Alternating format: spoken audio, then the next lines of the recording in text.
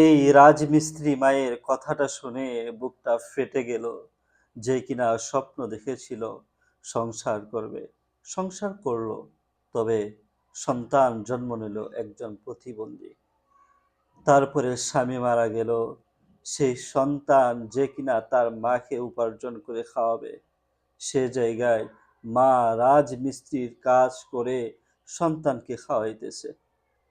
কোনোদিন যদি অসুস্থ হয়ে যায়, ঘরে খাবার মতো কিচ্ছু থাকে না, দিন আনে দিন খায়, কিন্তু ছেলের তো কিচ্ছু করার নাই, সে প্রতিবন্ধী।